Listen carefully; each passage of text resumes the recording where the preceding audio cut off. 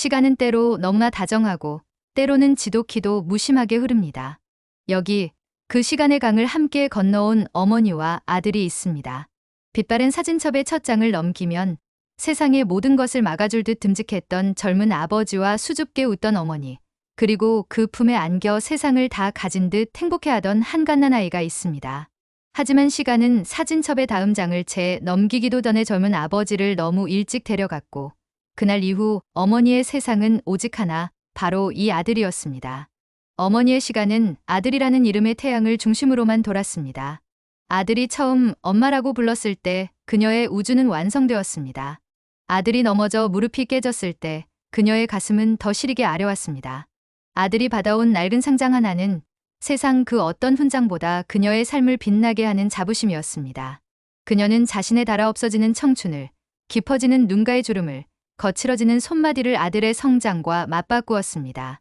그것은 희생이 아니라 그녀가 선택한 유일하고도 가장 완전한 사랑의 방식이었습니다. 아들에게 어머니는 세상 그 자체였습니다. 아버지가 없는 빈자리를 느낄 새도 없이 어머니는 아버지이자 친구이자 세상에서 가장 안전한 항구였습니다. 밖에서 받은 어떤 상처도 어머니가 차려주신 따뜻한 밥상 앞에서 괜찮다, 아들아라는 그 한마디 앞에서 눈 녹듯 사라졌습니다. 그는 어머니의 기쁨이 되기 위해 부단히 노력했습니다. 반듯하게 자라야 했고 속 한번 썩이지 않는 착한 아들이 되어야 했습니다. 효자라는 이름은 그에게 주어진 가장 영광스러운 꼬리표이자 때로는 그의 어깨를 짓누르는 숙명과도 같은 것이었습니다. 그렇게 45년의 세월이 흘렀습니다. 검은 머리는 희끗해지고 굳건하던 어머니의 허리는 조금씩 굽어졌습니다. 아들은 어느덧 45, 세상의 눈으로는 조금 늦었지만 드디어 평생을 함께하고픈 소중한 인연을 만났습니다. 아들의 손을 잡은 아름다운 연인을 보며 76세의 노모는 세상을 다 얻은 듯 기뻐했습니다. 아들의 얼굴에 피어난 저 환한 행복을 보기 위해 그녀는 한평생을 바쳐왔기 때문입니다. 하지만 기쁨의 그림자는 생각보다 길고 짙었습니다. 결혼이라는 축복의 문턱에서 45년을 한 몸처럼 살아온 이 모자는 난생 처음 마주하는 거대한 질문 앞에 멈춰섰습니다. 결혼 후에도 우리는 함께 살아야 하는가? 이 질문은 단순한 거주지의 문제가 아니었습니다. 그것은 지난 45년간 쌓아온 사랑의 방식에 대한 근원적인 질문이었고, 앞으로 살아갈 날들에 대한 서로 다른 꿈의 충돌이었으며, 효와 사랑이라는 두 개의 무거운 가치 사이에서 벌이는 아픈 줄다리기였습니다. 아들은 우유부단합니다. 어머니를 홀로 남겨둔다는 것은 자신의 삶의 절반을 떼어내는 것 같은 배신처럼 느껴집니다. 어머니는 간절히 바랍니다. 아들이 없는 텅 빈 집은 상상하는 것만으로도 숨이 막혀오는 낯선 공간입니다. 같이 살고 싶다는 어머니의 바람을 우리는 어리석음이라 부를 수 있을까요? 어머니를 떠나 자신의 행복을 찾는 아들을 우리는 불효자라 손가락질할 수 있을까요? 우리는 오늘 이 당연해 보였던 사랑의 형태에 대해 아주 조심스러운 질문을 던져보려 합니다. 이 가족의 갈등과 눈물 속에서 우리는 어쩌면 우리 자신의 이야기, 우리 부모님의 이야기, 그리고 앞으로 우리가 만들어가야 할 가족의 미래에 대한 해답의 실마리를 찾게 될지도 모릅니다. 당신의 마음을 열고 이들의 아프고도 아름다운 이야기에 귀 기울여 주시길 바랍니다. 진정한 효도는 형태가 아닌 행복을 향해야 합니다. 45의 아들은 지금 보이지 않는 저울의 양 끝에 서 있습니다. 한쪽 끝에는 76년의 세월을 오롯이 자신에게 바친 늙은 어머니의 삶이, 다른 한쪽 끝에는 이제 막 함께 날아오르려는 사랑하는 여인과의 미래가 놓여 있습니다. 그는 이 저울이 어느 한쪽으로도 기울어지지 않기를 바라며 위태로운 균형을 잡으려 애쓰고 있습니다. 이것이 바로 그의 우유부단함의 정체입니다. 그것은 무책임이나 나약함이 아니라 그 누구에게도 상처 주고 싶지 않은 한 남자의 처절한 몸부림입니다. 그의 마음속에는 두 개의 심장이 뛰고 있는 것만 같습니다. 하나는 어머니의 아들로서의 심장입니다. 이 심장은 어머니의 기침 소리 하나에도 덜컥 내려앉고 혼자 드실 저녁 식사를 생각하면 죄책감에 목이 메어옵니다. 내가 없으면 우리 어머니는 어떡하지? 이 질문은 45년간 그의 삶을 지탱해온 가장 근원적인 책임감이었습니다. 어머니의 행복이 곧 자신의 행복이었고, 어머니의 평안이 자신의 의무였던 아들에게 분가라는 선택지는 마치 불효라는 단어와 동의어처럼 느껴집니다. 그는 사회가, 그리고 스스로가 그에게 부여한 효자라는 왕관의 무게에 짓눌려 있습니다. 그 왕관을 내려놓는 순간 자신이 지난 45년간 지켜온 모든 것이 무너져 내릴 것만 같은 두려움에 휩싸입니다. 다른 하나는 한 여자의 남편이 될 사람으로서의 심장입니다. 이 심장은 사랑하는 여인의 미소를 볼 때마다 세상을 다 가진 듯 벅차오르고 그녀와 함께 만들어갈 소박한 미래를 꿈꾸며 설렙니다. 그는 그녀에게 온전한 행복을 선물하고 싶습니다. 둘만의 공간에서 사소한 다툼과 달콤한 화해를 반복하며 서로에게 길들여지고 누구의 눈치도 보지 않고 둘만의 규칙과 역사를 만들어가는 그런 평범한 신혼을 꿈꿉니다. 그는 압니다. 결혼의 시작점에 어머니가 함께한다면 그의 아내는 영원히 그 집의 온전한 주인이 될 수 없다는 것을. 아무리 너그럽고 이해심 많은 그녀라 할지라도 시어머니라는 존재는 보이지 않는 벽이 될 수 있으며 그녀의 모든 행동은 며느리라는 이름의 필터를 거쳐 평가받게 될 것임을 말입니다. 사랑하는 그녀에게 그런 짐을 지우고 싶지는 않습니다. 이 두 개의 심장이 그의 안에서 격렬하게 충돌할 때 그는 침묵을 선택합니다. 어머니에게도 예비 신부에게도 그는 명확한 답을 주지 못합니다. 그의 침묵은 두 여자 모두를 불안하게 하고 상처 입힙니다. 어머니는 아들의 침묵 속에서 혹시 내가 짐이 되는 건가 하는 서운함을 느끼고 예비 신부는 그의 침묵 속에서 나보다 어머님이 더 중요한 걸까 하는 의구심을 품게 됩니다. 결국 모두를 위하려 했던 그의 우유부단함은 역설적으로 모두를 고통스럽게 만드는 가장 큰 원인이 되어버립니다. 여기서 우리는 첫 번째 교훈을 마주하게 됩니다. 진정한 효도는 과연 무엇일까요? 부모님과 한 지붕 아래 살며 매일 아침 저녁으로 얼굴을 마주하고 물리적인 거리를 두지 않는 것만이 효도의 전부일까요? 우리는 오랫동안 형태에 얽매인 효도를 강요받아 왔는지도 모릅니다. 자식은 마땅히 부모를 봉양해야 하고 그 가장 이상적인 형태는 동거라고 믿어왔습니다. 하지만 시대는 변했고 가족의 형태와 개인의 삶의 가치 또한 변화했습니다. 진정한 효도는 이제 그 형태가 아닌 본질을 향해야 합니다. 그 본질이란 바로 부모님의 진정한 행복입니다. 만약 아들이 자신의 가정을 온전히 꾸리지 못하고 아내와 어머니 사이에서 끊임없이 갈등하며 불행해진다면 그 모습을 지켜보는 어머니의 마음은 과연 행복할까요? 아들의 얼굴에서 웃음이 사라지고 집안의 냉랭한 기운만 감도는 것을 보면서 과연 어머니는 내가 아들과 함께 살아서 다행이다라고 생각할 수 있을까요? 아마 아닐 겁니다. 자식의 불행은 부모에게 가장 큰 불효이며 가장 큰 고통입니다. 따라서 아들이 내려야 할 진정한 효의 첫걸음은 어머니의 물리적 외로움을 채우는 것이 아니라 아들 자신이 먼저 온전한 행복을 찾는 것입니다. 사랑하는 아내와 함께 안정적이고 행복한 가정을 꾸리는 모습을 보여드리는 것. 그래서 어머니가 저를 이렇게 잘 키워주셔서 제가 이토록 행복한 가정을 이룰 수 있었습니다. 이제는 제 걱정 마시고 어머니의 삶을 즐기세요라고 자신 있게 말씀드리는 것. 그것이야말로 어머니의 76년 헌신에 대한 최고의 보답이자 가장 깊은 의미의 효도일 것입니다. 그러므로 만약 당신이 이 아들과 같은 고민에 빠져 있다면 스스로에게 질문해 보십시오. 나는 지금 부모님의 물리적 편안함을 위해 나의 정신적 행복을 담보 잡고 있는 것은 아닌지, 나의 우유부단함이 오히려 부모님과 내가 사랑하는 사람 모두에게 더 깊은 상처를 주고 있는 것은 아닌지 말입니다. 진정한 효도는 맹목적인 희생이나 의무감의 산물이 아닙니다. 그것은 자식과 부모가 각자의 삶을 존중하며 서로의 행복을 진심으로 응원하는 건강한 관계 속에서 피어나는 가장 아름다운 꽃입니다. 어머니의 어리석음은 세상에서 가장 깊은 사랑의 다른 이름입니다. 이제 우리의 시선을 76세의 어머니에게로 돌려보겠습니다. 아들과 함께 살고 싶다는 어머니의 바람을 우리는 때로 욕심이라거나 혹은 어리석음이라고 쉽게 판단해 버릴지도 모릅니다. 며느리가 될 사람의 입장은 조금도 고려하지 않고 오직 자신의 외로움만 생각하는 늙은 어머니의 고집이라고 치부해 버릴 수도 있습니다. 하지만 그 어리석음이라는 껍질을 한 겹 아주 조심스럽게 벗겨내면 그 안에는 세상 그 무엇과도 비교할 수 없는 깊고 순수한 사랑과 한평생을 꿋꿋하게 버텨온 한 여인의 삶의 역사가 고스란히 담겨 있습니다. 어머니에게 아들은 단순한 자식이 아니었습니다. 그녀에게 아들은 남편이었고 친구였으며 삶의 이유 그 자체였습니다. 남편을 먼저 떠나보낸 칠흑 같은 절망 속에서 그녀를 다시 일으켜 세운 것은 바로 이 핏덩이 아들이었습니다. 아들의 작은 숨소리에 그녀는 삶의 의미를 되찾았고 아들의 웃음소리에 세상의 모든 시름을 잊었습니다. 그녀는 아들에게 밥을 먹이는 것이 아니라 자신의 삶의 희망을 먹이고 있었던 겁니다. 그녀는 아들을 키운 것이 아니라 아들을 통해 자신의 무너진 세상을 다시 일으켜 세우고 있었던 겁니다. 45년 동안 그녀의 모든 일상은 아들에게 맞춰져 있었습니다. 아들이 좋아하는 반찬은 무엇인지, 아들이 언제쯤 퇴근하는지, 아들이 피곤해 보일 땐 어떤 말을 건네야 하는지. 그녀의 모든 신경과 감각은 아들을 향해 있었습니다. 아들이 곁에 있는 집은 그녀에게 가장 안전하고 완벽한 성천이었습니다.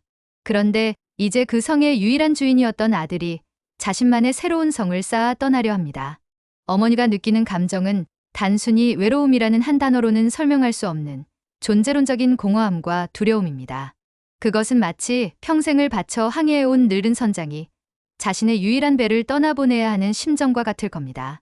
혹은 한평생 공들여 완성한 걸작을 이제는 다른 사람에게 온전히 내어주어야 하는 예술가의 심정과도 같을 겁니다.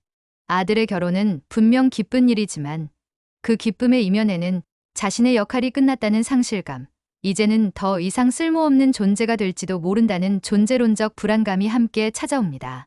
같이 살자는 어머니의 말 속에는 어쩌면 이런 절박한 외침이 숨어 있을지 모릅니다. 아들아, 나는 아직 너에게 필요한 존재이고 싶다. 나는 여전히 너의 어머니로서 너의 새로운 가정에 작게나마 도움이 되고 싶다. 그러니 제발 나를 너의 세상 밖으로 밀어내지 말아다오. 이것은 이기심이 아니라 자신의 존재 가치를 확인하고 싶은 한 인간의 가장 본능적인 외침입니다. 또한 어머니의 어리석음 속에는 새로운 환경에 대한 막연한 두려움도 담겨 있습니다. 며느리는 아직 그녀에게 낯선 존재입니다. 아무리 착하고 좋은 사람이라 할지라도 수십 년간 맞춰온 아들과의 관계와는 다를 수밖에 없습니다. 혹시나 자신의 말 한마디, 행동 하나가 며느리에게 상처가 되지는 않을까. 혹은 며느리의 젊은 생활 방식에 자신이 적응하지 못해 아들 내외를 불편하게 만들지는 않을까. 이런 걱정들은 늙은 어머니를 더욱 위축되게 만듭니다. 그래서 그녀는 차라리 자신이 모든 것을 감수하고 통제할 수 있는 내 집이라는 익숙한 공간 안에서 이 새로운 관계를 시작하고 싶어 하는 것입니다. 그것이 아들을 덜 힘들게 하는 방법이라고 그녀는 믿고 있는 것입니다. 그러므로 우리는 두 번째 교훈을 가슴에 새겨야 합니다. 부모님의 비합리적으로 보이는 고집이나 바람을 마주했을 때 그것을 단순히 어리석음으로 치부하고 외면해서는 안 됩니다. 그 이면에 숨겨진 부모님의 삶의 역사와 말로 다 표현하지 못하는 깊은 두려움과 사랑을 먼저 헤아리려는 노력이 필요합니다. 자식의 결혼은 부모에게는 자식을 떠나보내는 상실의 과정이기도 합니다. 이 과정을 충분히 애도하고 새로운 역할에 적응할 시간이 필요합니다.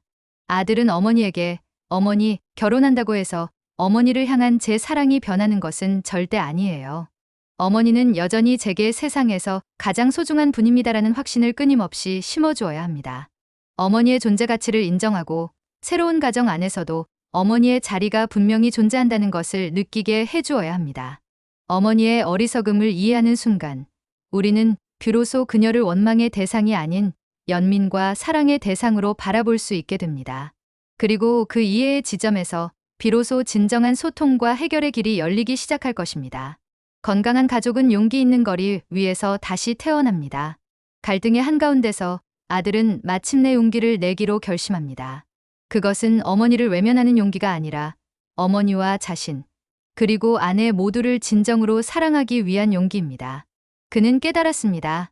지금 이 상태로 어정쩡하게 함께 사는 것은 결국 세 사람 모두에게 상처만 남기는 미봉책일 뿐이라는 것을, 서로의 마음을 갉아먹는 조용한 전쟁을 시작하는 것과 다름없다는 것을 말입니다. 그래서 그는 용기 있는 거리 두기를 선택합니다.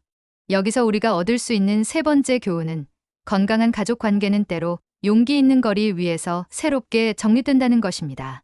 둥지를 떠나야 아기 새가 비로소 하늘을 나는 법을 배우듯 새로운 가정은 부모의 품을 떠나 자신들만의 둥지를 틀 때 비로소 온전한 가정이 될 수 있습니다. 이 거리는 결코 단절이나 포기를 의미하지 않습니다. 오히려 이 거리를 통해 가족 구성원들은 서로를 더욱 객관적으로 그리고 더욱 애틋하게 바라볼 수 있는 기회를 얻게 됩니다. 매일 한 공간에서 부대끼며 마주해야 했던 생활 습관의 차이나 사소한 갈등들은 사라지고 그 빈자리에는 서로에 대한 그리움과 고마움이 채워지기 시작합니다. 매일 먹던 어머니의 밥상은 이제 주말에 특별히 찾아가서 먹는 세상에서 가장 귀한 진수성찬이 됩니다. 당연하게 여겼던 어머니의 안부 전화는 하루의 피로를 녹여주는 가장 따뜻한 위로가 됩니다. 물리적 거리는 역설적으로 정서적 거리를 좁히는 놀라운 지혜가 될 수 있습니다. 분가를 통해 아들과 며느리는 비로소 진정한 부부로 거듭납니다. 둘만의 공간에서 그들은 수많은 시행착오를 겪으며 서로에게 맞춰가는 법을 배웁니다. 때로는 서툴게 밥을 태우기도 하고 엉뚱한 일로 다투기도 하면서 그들만의 역사를 차곡차곡 쌓아갑니다. 이 과정 속에서 그들은 서로에게 가장 든든한 동반자이자 완벽한 팀이 되어갑니다. 시어머니의 눈치를 보지 않아도 되는 편안함 속에서 며느리는 비로소 남편의 어머니를 온전한 인격체로 그리고 새로운 가족으로 받아들일 준비를 하게 됩니다. 어머니 또한 이 거리를 통해 잃어버렸던 자기 자신의 삶을 되찾을 수 있습니다. 45년간 아들 엄마로만 살아왔던 그녀에게 이제는 오롯하나 오오오로 살아갈 시간이 주어진 것입니다. 처음에는 텅 빈 집이 어색하고 허전하겠지만 이내 그 시간을 자신을 위해 사용하는 법을 배우게 될 것입니다. 오랫동안 만나지 못했던 친구들과 만나 수다를 떨 수도 있고 미뤄두었던 취미 생활을 시작할 수도 있습니다. 자식의 행복을 멀리서 지켜보며 응원하는 것 또한 부모가 누릴 수 있는 또 다른 차원의 큰 기쁨임을 깨닫게 될 것입니다. 물론 이 용기 있는 거리 두기가 성공하기 위해서는 아들의 역할이 무엇보다 중요합니다. 그는 단순한 물리적 분리에 그치는 것이 아니라 새로운 형태의 효를 실천해야 합니다. 이전보다 더 자주 어머니께 전화를 드리고 주말에는 아내와 함께 찾아뵙고 어머니의 건강을 살뜰히 챙기고 소소한 이벤트를 통해 어머니가 결코 혼자가 아님을 느끼게 해주어야 합니다. 어머니, 몸은 떨어져 있지만 제 마음은 늘 어머니 곁에 있습니다라는 믿음을 행동으로 보여주어야 합니다. 그렇게 할 때 어머니는 비로소 아들의 분가를 서운함이 아닌 대견함과 자랑스러움으로 받아들일 수 있게 될 것입니다. 새로운 가족은 그렇게 탄생합니다. 서로의 영역을 존중하고 서로의 행복을 응원하며 그러면서도 변치 않는 사랑과 신뢰의 끈으로 연결된 관계. 그것은 과거의 수직적이고 의존적인 관계가 아닌 수평적이고 독립적인 개체들의 건강한 연대입니다. 이 연대 안에서 어머니는 아들 내외의 삶에 간섭하는 존재가 아닌 가장 든든한 정신적 지주이자 따뜻한 조언자가 되어줄 것입니다. 며느리 또한 시어머니를 어려운 존재가 아닌 남편을 낳아준 고마운 분이자 인생의 선배로 존경하게 될 것입니다. 그리고 아들은 그 사이에서 더 이상 위태로운 중재자가 아닌 두 여자를 현명하게 사랑하는 든든한 가장으로 바로 설 수 있게 될 것입니다. 따뜻한 위로를 주는 결론. 오늘 우리는 결혼이라는 인생의 문턱에서 효와 사랑 사이에 고민하던 한 가족의 이야기를 아주 길게 따라가 보았습니다. 이 이야기 속 아들의 모습에서 혹은 어머니의 모습에서 어쩌면 우리는 우리 자신의 모습을 발견했을지도 모릅니다. 혹은 앞으로 우리가 마주하게 될 미래의 모습을 미리 엿보았을지도 모르겠습니다. 세상에 정답은 없습니다.